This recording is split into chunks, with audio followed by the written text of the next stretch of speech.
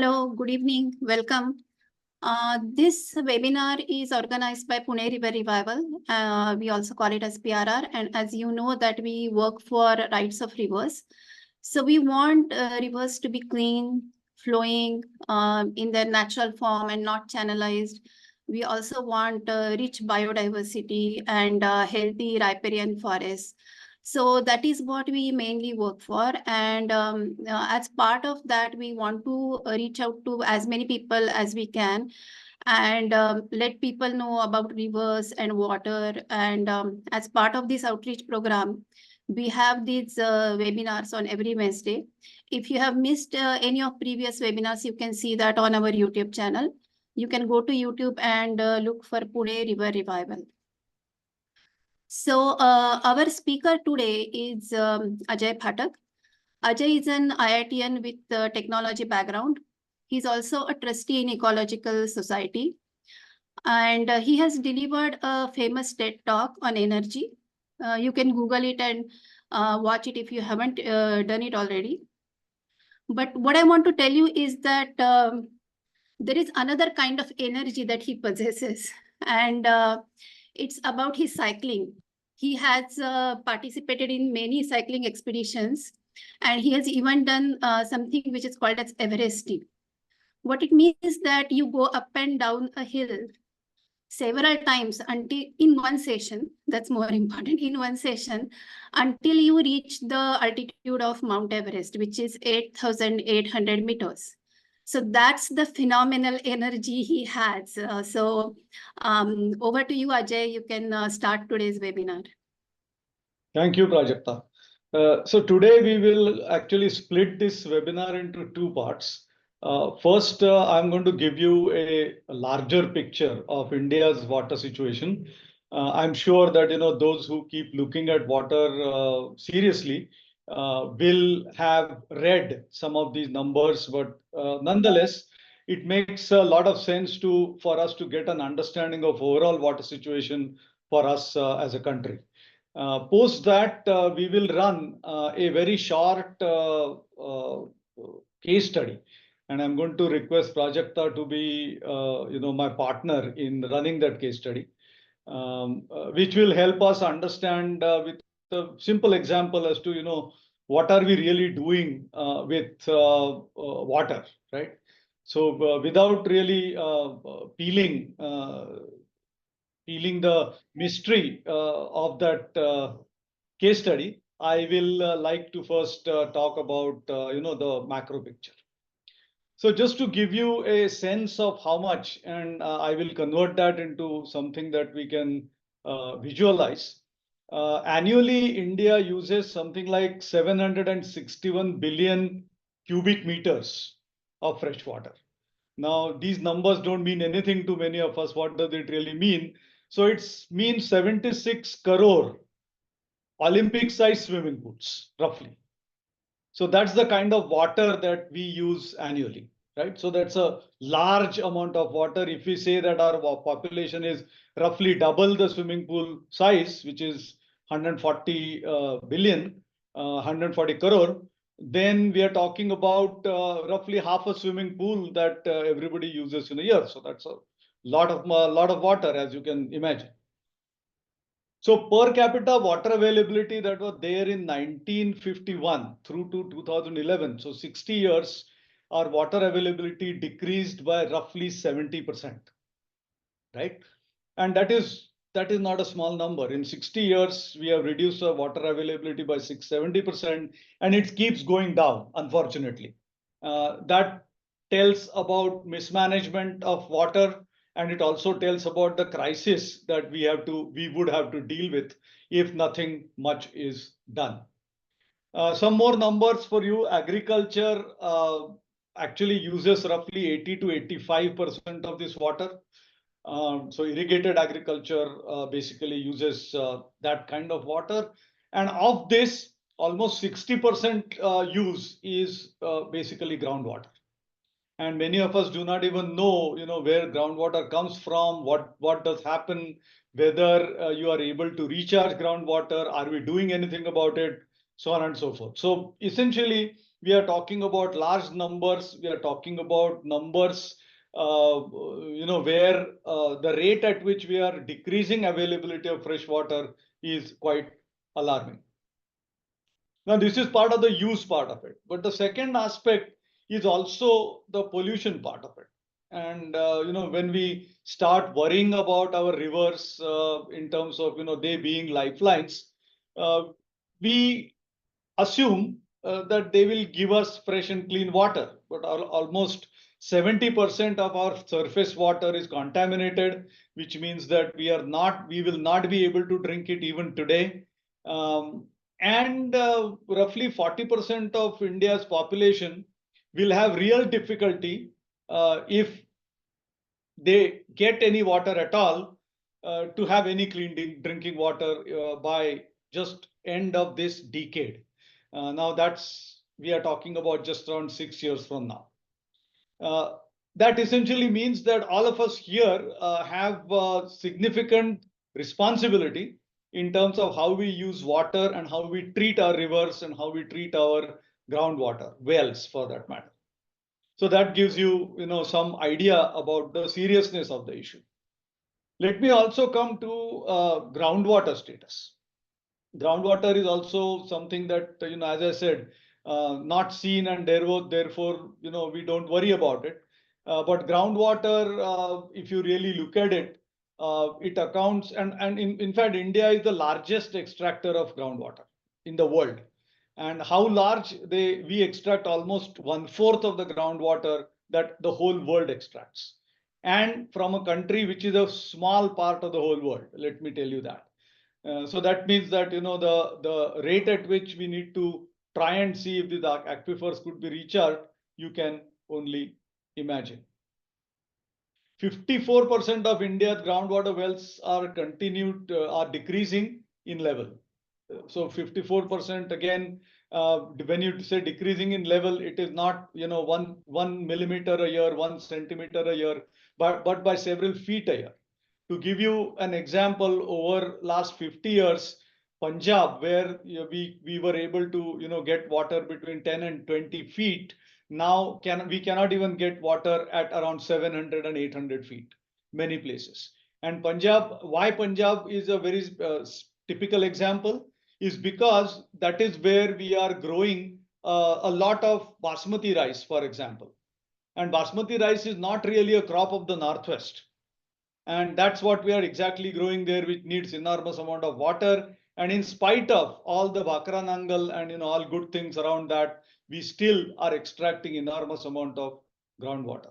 That also means that this challenge has to be met not just by saying that you save water and recycle water, but we also may have to look at very quickly, though, resetting or changing the way we do our agriculture. Now, few points which I wanted to mention, and I think these are quite critical, which are kind of missing, or at least underweighted in our policy as well as action, includes something which governments keep talking about but do little about, is they don't look at the whole watersheds when they look at water management. They will talk about watershed development. For that matter, only few NGOs actually are going after that, saying that you have to look at all complete watershed when you really want to work with water. And governments don't do that. And you need those integrated watershed management approaches. Irrigation technologies and crop selection, I think that's also very critical. Now, for example, all of us know that Baramati, which is close to Solapur, between Pune and Solapur, grows a whole lot of sugarcane. And we also know that amount of rain that Baramati and that area gets is very little, at least traditionally.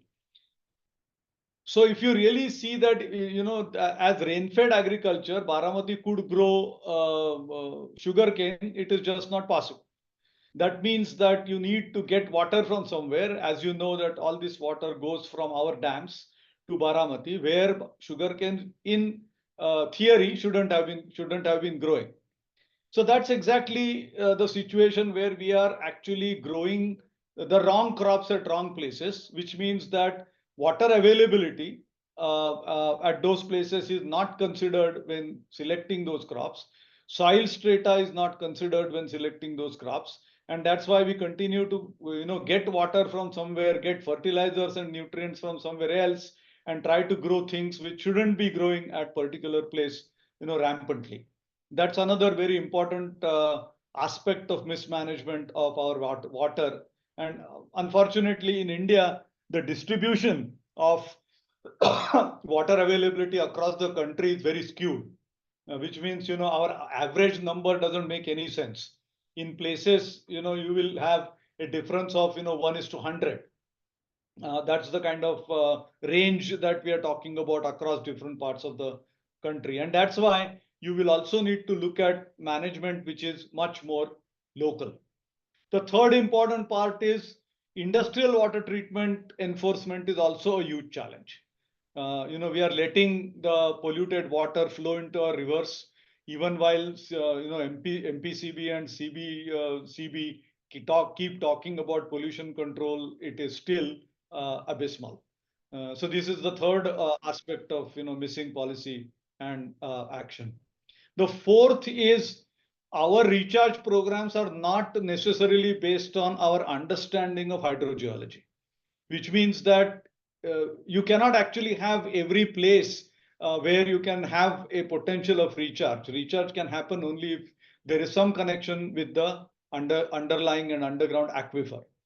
So unless we use understanding of hydrogeology and decide where to recharge, so we might be attempting to recharge at the places where recharging is not possible, and we might not be doing any recharge at all where recharging is eminently possible. So these are other issues that we have to deal with. And last but not the least is the economics of water, which means that you need water reforms and much better water pricing mechanisms, unlike what we see today. You know that water is essential for all aspects of security, so I don't have to overemphasize that. And then aspects where we need to work on is this whole aspect of managing water the way it is distributed, rather than attempting to distribute water from where it is available to where it is not available.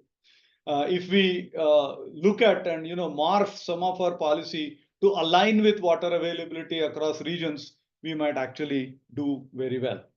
So this is in brief, the big scenario or the macro scenario of what is around as far as India is concerned.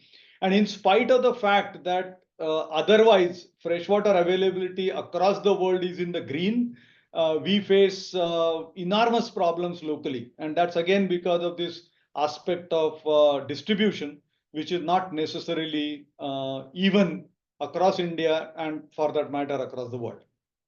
So with this, I will stop here and move to a small case study. I'm going to present it on screen, and Prajakta, you be part of this. Sure. I will present this.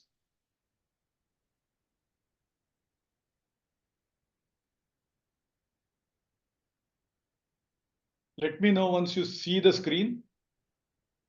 You can? Yes. All right.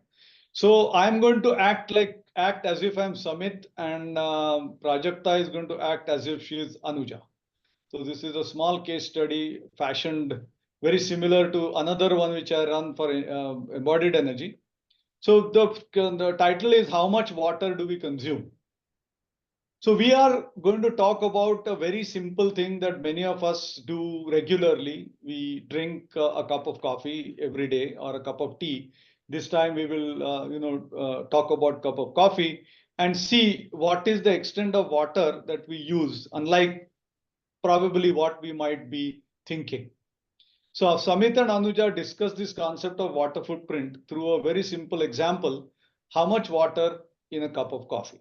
So let's get started. Hey Anuja, I've been hearing about this term water footprint lately. Do you know what does it mean?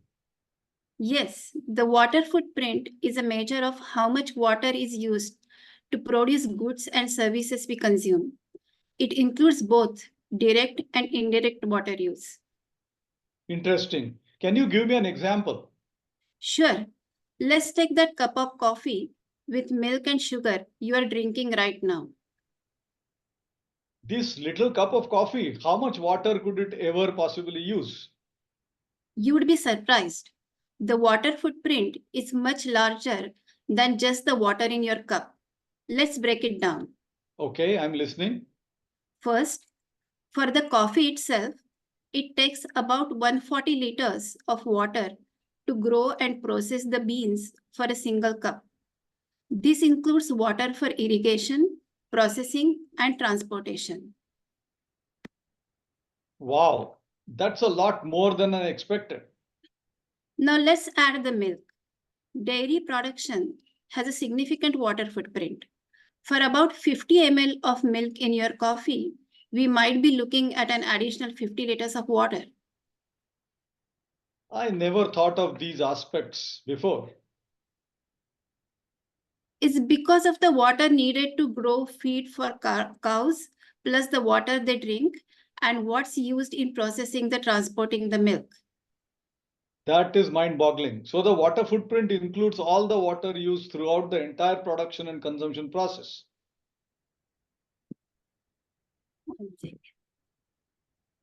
Actually, Yeah, I was looking at a different version, I fair guess. enough. Go ahead.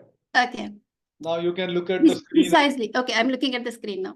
Precisely. It's about the total volume of fresh water used to produce the product, measured over the full supply chain. Oh, this really puts things into perspective. I guess everything we use or consume has a water footprint, right? Absolutely. From the food we eat to the clothes we wear, everything has a water footprint.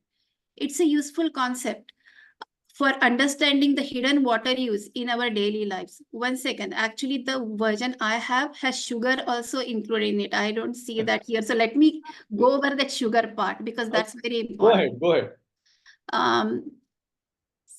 So Samit says, I see, what about the sugar? And Anuja says, good question. Sugar also has a water footprint. For a teaspoon of sugar, which is about 4 grams, the water footprint could, one sec. For a teaspoon of sugar, which is about 4 grams, the water footprint could be around 5 liters. This accounts for growing sugar cane or beets, processing, and transportation. And now I'll get back here. Right. Now I think it's your turn. Right. So I'll definitely think twice about wasting food or over consuming now. Thanks for explaining this, Anuja. You are welcome. Being aware of our water footprint is the first step towards more sustainable water use.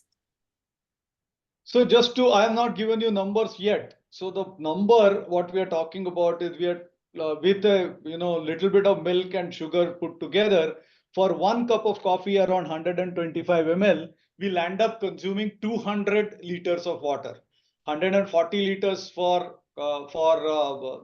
black coffee and rest for sugar and milk. So the idea here is, we keep feeling that how much water can a simple cup of coffee we might need, and amount of water that we need is really, really humongous. So this helps you to connect with anything that you do, and any product that you use and consume requires water in its production process. Like you need energy, and therefore, like you have carbon footprint, like you have energy footprint, you also have water footprint. And especially for our country, water footprint is also extremely critical because, one, we are not using it very properly. We are not managing our water properly. And unfortunately, in spite of the fact that a lot of work has been done on science front, we are not using what science is informing us to be able to manage our water properly. So the minimum thing that we can do as individuals is essentially try to understand what we really consume on a day-to-day basis as far as water is concerned, and at least use an 80-20 rule where you can minimize the what I say places where you are consuming maximum amount of water, right? So with that, we will stop. And I guess before we take questions, Jaideep wants to make an announcement. Yeah, thanks, Ajay. That was, it's always, anytime you attend a lecture with Ajay, it's a little bit disorienting because, I have had series of lectures through Ecological Society, and one by one, I feel like I'm getting towards becoming an ascetic. I've stopped shaving. All the blame goes to Ajay because, shaving cream contributes to pollution in the river. And so many other changes people make. The point I'm making is, this is just what we have to acknowledge. We have volunteers like Ajay and many other speakers before him who are completely, donating their time, their expertise, which is of the highest caliber. Let me re-emphasize what Prajakta mentioned. He's a TED speaker. There's a TEDx talk available that we will be sharing on PRR. So all those who are here who are not part of PRR, Amit will share a link. Please join the group. That is one of the best ways to connect with experts like Ajay. It shifts you, it makes you grow, and it makes you, kind of be part of this movement where, you're providing for something that's larger than you. And I want to sensitize everyone that there is a lot of cost that's involved in protecting our rivers. PRR, all the costs, right? There are costs in water testing, stream mapping, there's RTIs, there's social media expenses, admin. All of this is completely volunteer driven. Every expense is paid for by all the volunteers. So, and there's incredible volunteers like Omkar, who just came up and said, hey, you guys are not asking, let me be the first one. So before the seminar even started, before he even took some value, he volunteered that before we get done with today's seminar, I'm going to make sure that my donation gets in. And that's one of the key things about giving. When someone makes an appeal, it sounds, hey, this sounds like a good thing I should do, right? I think Dave, if you can mute, that will be great. So going back to my point, I was saying, everyone feels that we should give, but there is a lack of discipline about giving. So I want to urge everyone here to be a gem. And what do I mean by a gem? GEM. Give every month. Okay. Now, some people make it easy. Netflix makes it very easy. They just take it out of your account from every month, right? We are unfortunately a very lean organization. All the money that you give goes to Jeevit Nadi. We are very understaffed. Shailajatai is, running helter skelter, and so are other volunteers. So please make it a point, pencil it down in your diary to give every month. No, it doesn't matter what you give. You give 200 rupees, 500 rupees, give 10,000 rupees, give generously. And that makes a lot of difference. And we've made impact. Sorry, Ajay, last point I want to share. All of these efforts, if you're wondering, is this bearing fruit? It is. If you haven't caught up with the news, the politicians have taken cognizance, and they have, at least for now, said, let's halt this. Let's do a thorough review with citizens, with the experts around this. Let's see what concerns have been raised. So there's good news about all of these efforts. So your money is all well placed. So please donate generously. Thanks, Ajay, for letting me interject that donation appeal. Yeah, thank you, Jaideep. So we can get on to questions. So, whatever questions you may have, whatever I know, I will be able to answer. Whatever I don't, I will let you know who can answer that. Just a minute. We can take questions in English, Marathi, or Hindi. So whatever language you are comfortable in, you can either directly ask, or you can type it in the chat box, and Sanjeev is going to moderate that. And before we get on, sorry, in my excitement to ask for money, how will you give money? The donation details will be in the chat box. So please grab this. But the easier way is to join the WhatsApp group, and we'll be sharing the donation details there as well. But to get on with Prajakta, go ahead. Sure. So please go ahead with your questions. You can type in the chat box. Are there any questions already, Sanjeev? No, there are no questions as of now. Hello. Yeah, no questions as of now. So anybody wants to go ahead and ask, you can go ahead and ask. Hello. Yeah, we can hear you. Go ahead. मी गिरीश कुलकर्णी बोलतोय. हां, बोला. मी एका WhatsApp ग्रुपला join आहे. तर त्यामध्ये doctor SV Ranade म्हणून Gyandeep foundation सांगलीचे आहेत. सो जे ऑर्गनायझेशन महाराष्ट्रातल्या नद्यांना मॅप थ्रू जोडण्याचं काम करतं आणि पूर्ण त्याचा स्टडी करतं. तर त्यांचा आपल्या ऑर्गनायझेशनशी काही संबंध आहे किंवा काही हेल्प होऊ शकते?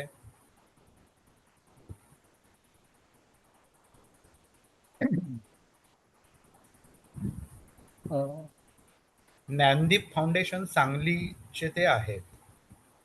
सध्या तरी त्यांचा असा डायरेक्ट संबंध नाही आहे. बर, त्याची जी ऑर्गनायझेशन आहे, it's association of number of NGOs around 50+. आणि ओके. पण मोस्टली या सगळ्या ऑर्गनायझेशन्स त्या पुण्यातल्या आहेत, कारण the purpose of Pune river revival primarily is about the reverse in and around Pune. म्हणजे पुणे डिस्ट्रिक्ट मधल्या ज्या काही 10-11 नद्या आहेत आणि बर. जास्त मुख्यतः पुणे सिटीमधनं जी मुळा वाहते ह्याच्यावर जास्त फोकस असल्यामुळं most of the organisations are from Pune. Okay, okay.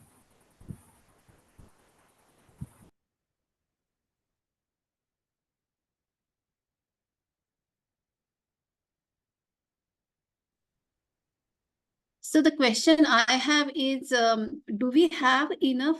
I understand that we do not have, on implementation side, we are not doing good in India, but do we at least have enough laws related to groundwater extraction or, over flooding of fields or anything like that? Are there at least laws? At least is there framework anywhere available? No, there are organizations like, groundwater survey organization, which talks about doing work around mapping groundwater. And it has taken help from our own experts like Himanshu from Aquadam and so on and so forth.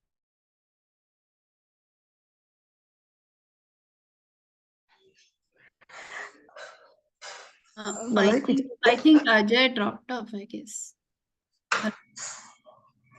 Or his video is frozen. I think, He's still yeah. there. I can see him in the participant list. Yeah, he's there, right. No, he's Network there, but could I have- guess there is some problem with his connection. Network could have got issue. Yeah, we'll wait. So I think someone was trying to speak. Maybe you can get their question clarified. No, I guess I'm still waiting for my answer. We can just. Oh, sorry. Yeah. What happened? So Has he dropped off? maybe he's going to try and rejoin. Yeah, he'll join now back it's again. And for once you're done with other, I have also posed a question in the chat box. Great, great.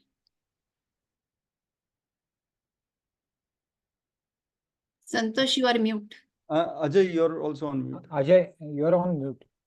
Yeah, sorry, I lost the internet for a couple of minutes. So Yeah, no problem. So I wanted to know about laws. Are there actually any laws to say that you cannot extract groundwater beyond this limit, or some limit on how deep can you go, or some kind of restriction?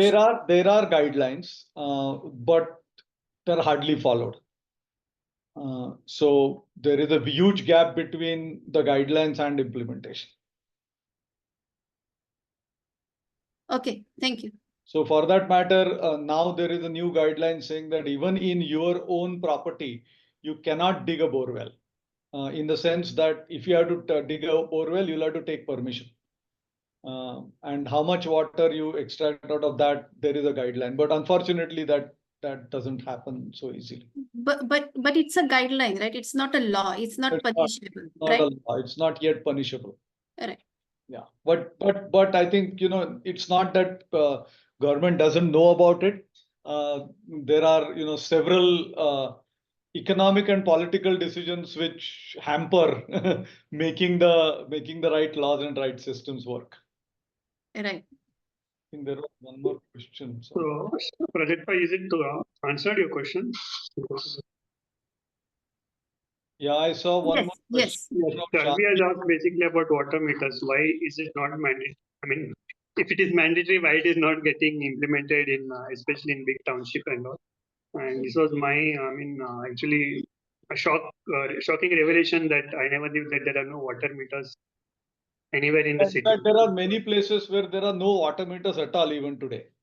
Yeah, that's what it was shocking. You know that the current regime is many places. The old regime is there is some tax which PMC collects from individual households. and that is considered the price of water. Water meters are actually absolutely necessary, and not just necessary to be installed, but actually necessary to be used.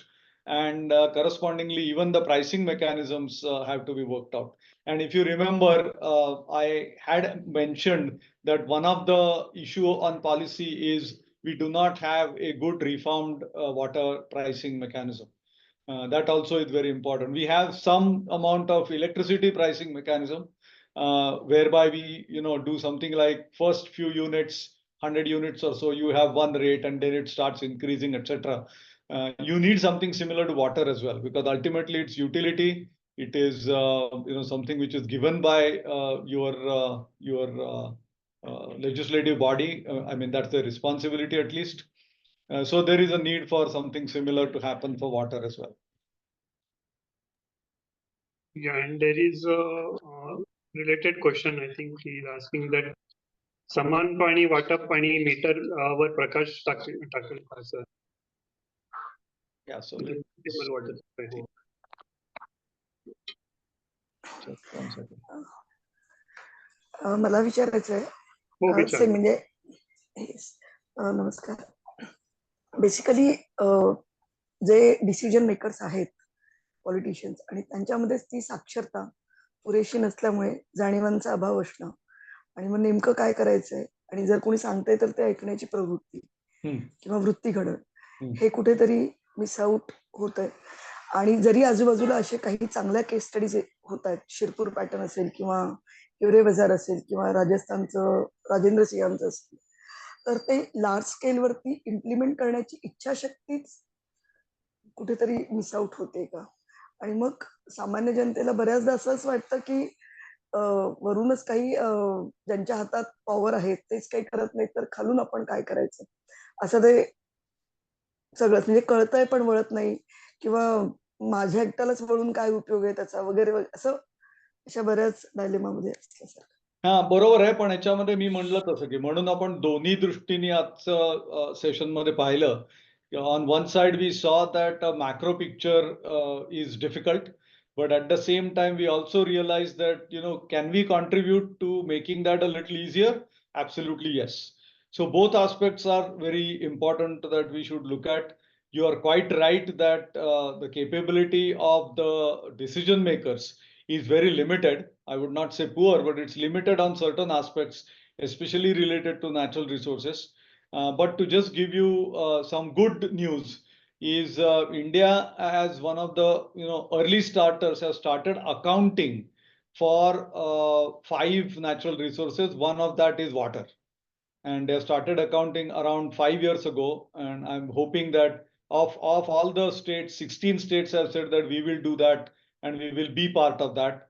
And I'm very hopeful that with this coming into picture, the real value of water is understood, and therefore once it gets into an economic system, people will hopefully start changing the way they look at water. Thank you. Deep's comment is that he has heard that walls in the society are controlled by municipality manually, and there is a nexus called Chavi Walas who will provide water based on demands and whatever. Yeah, that is true. I mean, it is not a hearsay. It is true that large parts of the city, especially the core city for sure, almost everything is manually operated. And those who operate those, and if you have great relationships with them, you can always figure out what you can do. Yeah. So Nitin Borkar is asked, to what extent Ujni Dam will be affected due to polluted Mula Mota and other rivers? In fact, especially when the water that goes to Ujni Dam due to rains is less, when we have less rains, this problem is much more severe, because the rainwater doesn't dilute the sewage and junk that we put into our rivers, especially from Pune and around. And that has been affecting not Ujni Dam, but those who use the water from Ujni Dam, especially in and around Solapur. They really have problems with their health. the problems with their stomachs is big. They continue to get stomach infections all the time, and that is not good. And that is also one of the very important reasons why Punekars have big responsibility to ensure that the water that we release in our river is cleaner. I'll give you one very interesting example in terms of how policy shifts can change some of this behavior. In Germany, they had a similar problem, that they had an industry upstream and they were putting out their polluted water into the river. And people downstream were getting affected, but the people living in the city where the industry was and upstream were happy with whatever was going on, because their water was still good. So the policy tweak was that the water that you release, you should release upstream. Okay, and they didn't talk much about saying that you are polluting, you are doing this, doing that. They just said that water that you release from your industry has to be released upstream in the river. And just this simple policy tweak changed the complete behavior of the industry, because they started now getting bad water, really bad water, and then they realized something has to be done about it. And then the same industry now cleans water to an extent that in cases the output is even better than input. So that's the kind of shift that can happen through great policies. Yeah, I mean, hopefully someday they will release our water into Kadakvasta and Mulsi Dam also. Then yeah. Only then we will realize. Yeah. That should be our next demand. Yeah. So somebody else also had a question. Sorry, I'm missing that. Dev Mali asking, can rainwater harvesting help to tackle this situation? If yes, then up to what extent? I mean, it's a very obvious answer, but still. Yeah, just a minute. Yeah, the rainwater harvesting can help to manage the situation. Yeah, rainwater harvesting is definitely one part of the solution. You cannot say that it will solve the problem. But as I said, rainwater harvesting is actually in two avatars. One is trying to recharge your groundwater reserves, and that can be done based on the right hydrology, where when you try and put the water back either in the bore well or wherever, it actually can reach the aquifer. It should be able to reach the aquifer. So that's one part. So one of the ways it is done is live bore wells. Instead of extracting water in the rainy season, use the same bore wells to put water in, assuming that your bore wells actually are fairly entrenched into the aquifer network. So that's one way which is done. The second way is that you actually store water, and that has been done in certain areas as traditionally, like in Rajasthan, where how much ever rain that happens, you actually store water under your house, and that water is used throughout the year, sparingly, of course. And just to give you a sense of how different water availability is, Pune, as you know, gets around 135 liters of water per person per day. That's a very large number. And Jalgaon in summers will probably get water once in 2 weeks. So that's the kind of range that you have in terms of water availability across regions. That also means that water management strategies across different places will be different and will have to be different. Right? So that's a little bit longer answer to your harvesting question. मला पुन्हा अजून एक प्रश्न विचारायचा आहे. Sure. म्हणजे जेव्हा जलदिंडीच्या through आम्ही येत होतो, तर पवनेचा जो उगम आहे तिथे पिण्यासारखं पाणी असतं. मधल्या सगळ्या टप्प्यात पण ते स्वच्छ राहतं. पण बेबड ओळच्या इथे आलं की इंडस्ट्री एरिया जास्त सुरू होतो आणि पाणी प्रॉपर घाण दिसायला लोकांनी आणि इंडस्ट्रीनी ते सगळं दिसायला लागतं. आणि हाईट म्हणजे रावेतच्या इथे तर ते सगळं सिवेज ट्रीटमेंटचं जो आहे, म्हणजे पाणी जे आहे ते ड्रेनेजेस तिथे सोडलेलं आहे. आणि मग पुन्हा दुर्गाव टेकडीच्या इथे ते जलशुद्धीकरण केंद्र आणि असं बऱ्याच ठिकाणी असंच प्रकारचं चालू असणार करिशर. तर म्हणजे काय, म्हणजे असं फक्त ते बघणंच खरं तर होतं. म्हणजे हाऊ टू हा, तर याच्यामध्ये ना एक we are actually working trying to work closely with the divisional commissioners office, आणि त्यांच्याकडे आता एक नमामी चंद्रभागा म्हणून एक प्रोग्राम आहे. आणि नमामी चंद्रभागा प्रोग्राम खूप मोठा आणि महत्वाचा अशासाठी आहे की भीमा म्हणजे कृष्णेचं जवळजवळ अर्ध्यापेक्षा जास्त पाणी भीमेतून जातं. एवढी मोठी वॉटरशेड आहे भीमेची, आणि मुळा मोठा त्याच वॉटरशेडमध्ये आहे उदाहरणार्थ. तर त्याच्यामध्ये we are trying now to establish a protocol की नदी सुधारायची असेल तर काय काय प्रकार करायला लागतील आपल्याला. आणि त्याच्यामध्ये सगळ्यात महत्वाचा भाग असा आहे की if we start looking at all the upstream sources and make sure that these are very tightly controlled, म्हणजे ग्रामपंचायतीमध्ये किंवा तिथे जे घरातून सिवेज ओढ्यांमध्ये जातं सुरुवातीला आणि त्या ओढ्यांमधनं अल्टिमेटली नदीमध्ये येतं. तर जेवढं आपण अपस्ट्रीम जाऊ शकू आणि जेवढी अपस्ट्रीम ट्रीटमेंट करू शकू त्याच्यासाठी केपेबिलिटी बिल्डिंगची आवश्यकता आहे, अवेअरनेसची आवश्यकता आहे, आणि इम्प्लिमेंटेशन आणि tight implementation of available laws and rules also. Especially for industrial pollution laws आहेत चांगले आणि कडक आहेत, पण ते तसे राबवले जात नाहीत पुरेसे चांगले. So we also need that solid implementation of the laws that we have, and also of course additional capability development, sensitivity development about water bodies, use and reuse, etc. even at small villages level. आणि मग त्याच्यासाठी आपण distributed छोट्या technologies which are not intensive on resources अशा वापरू शकतो.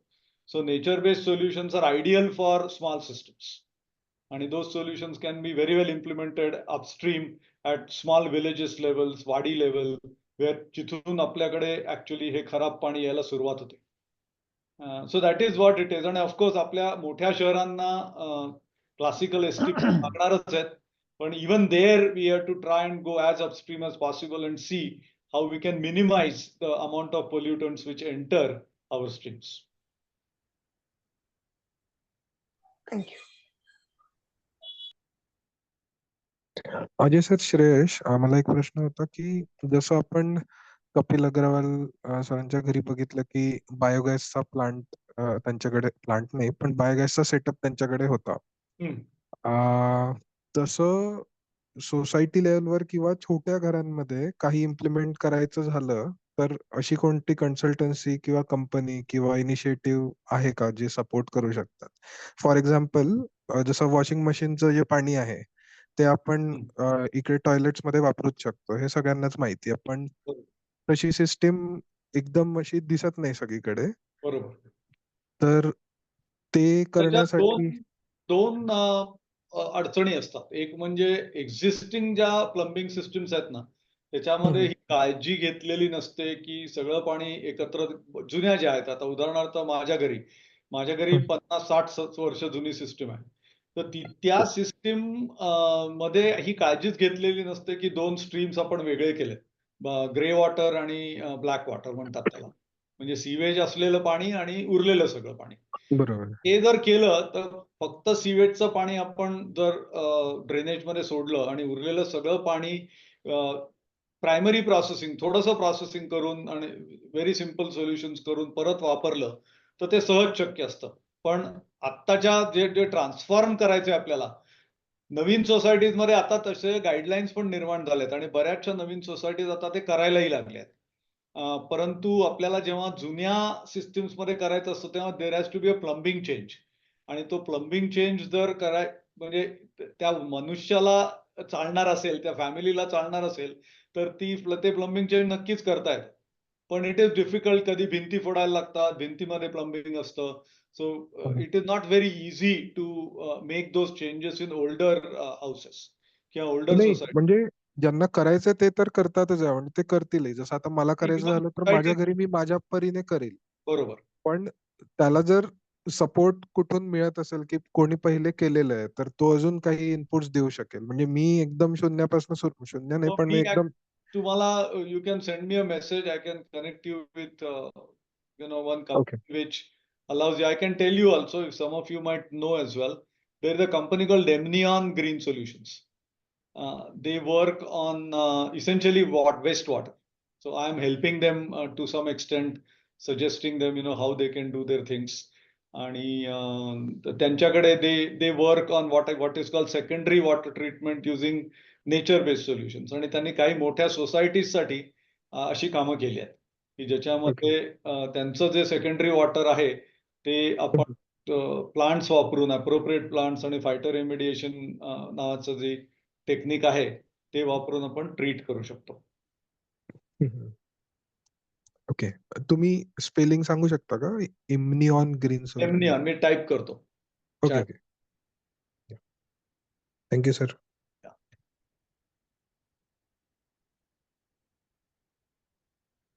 Ajay sir, Ramzan this side. Yeah. By technical issue, I actually went 2 times out. So I just, I don't know whether I will repeat the question, but I just want to ask. See, I stay in a location named Undri in Pune, Right. where the biggest problem is the tankers actually. Correct. So thing is like we do have rainfall, so nice rainfall, all the dams are full, but still actually we get water only through the tankers. I know there is a political agenda and many things are there, but I want to understand actually why can't we use groundwater actually at our place or at our society? That aspect I want to understand. So as I said, groundwater availability depends on hydrology. Number one is if the hydrology is suitable and you can actually tap the aquifer, you will have water for your borewell, for example, right? However, if you now have reasonable rains, it is possible to use the second method that I suggested. If you make sure that your society, all of them are amenable to this idea, you can actually do storing and minor treatment of rainwater for your society. For that matter, most of your requirements of potable fresh water can quite easily be met if you are able to keep and store this water,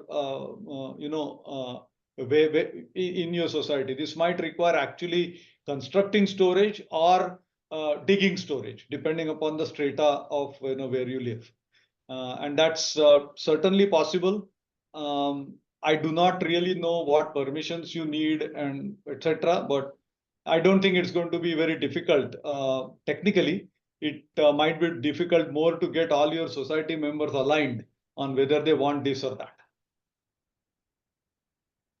Okay, thank you. Just to answer Ramzan's question, I think just tapping groundwater may not be a good idea, Ramzan, because if everybody does that all around your societies, then you will hit scarcity very soon, which is what we see in areas like Balewadi, where I stay. Okay, my question came because actually all these tanker guys also tapping the groundwater and bringing it to my society, right? And I literally seen them just tapping 5 minutes away from my society and then selling it at my society actually. Yeah, I mean, they do that and they also get from whatever municipal water and they give it to us. So it's a mafia which is sort of holding us to ransom. Yeah. But as I said, rainwater harvesting in your if you look at the our PMC schemes, if you construct and implement rainwater harvesting properly, you will also get some discounts in your water taxes. I think it is still worth considering. You can use a constructed mechanism for rainwater harvesting. Thereby, you can limit or reduce your requirements of tankers substantially. Of course, there is a need for some investment initially, but that's where I said that you'll have to talk to your society members and get them aligned on this aspect so that this can happen. Okay, great. I will get back to you on this. Yeah. I will speak in person. Sure. Thank you. We don't have any more questions now. So We are anyway almost out of time. So if there are no more questions, maybe we could conclude that, Santosh. Yeah, sure. Ajay sir, मला एकच फक्त म्हणायचं होतं की how about जसं we have green zones, म्हणजे green झोन्समध्ये development point of view we have की नो डेव्हलपमेंट झोन ग्रीन आणि या सगळ्या वेगवेगळ्या factors. How about developing blue zones based on the groundwater study, based on the streams and the river study, catchment areas, those things?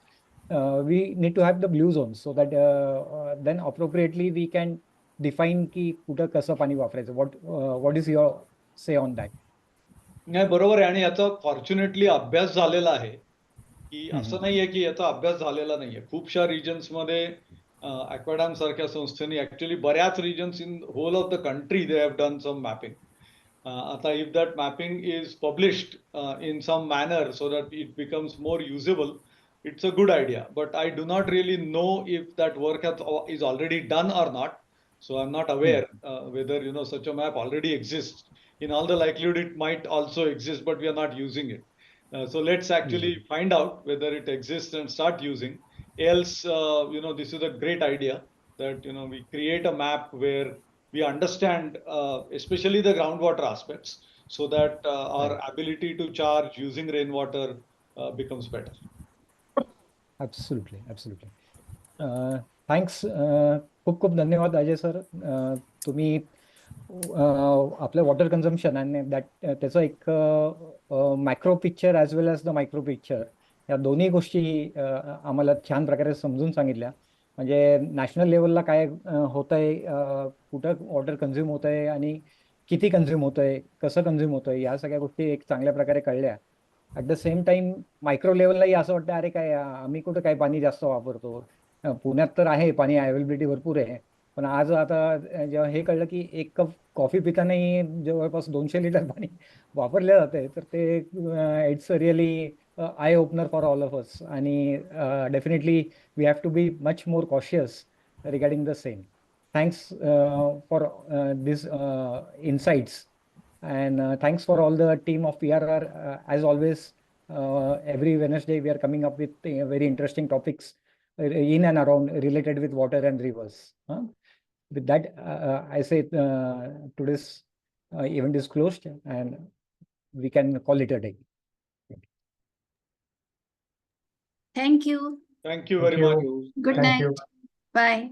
Thank you. Great session. Thanks to all the volunteers. Thank you.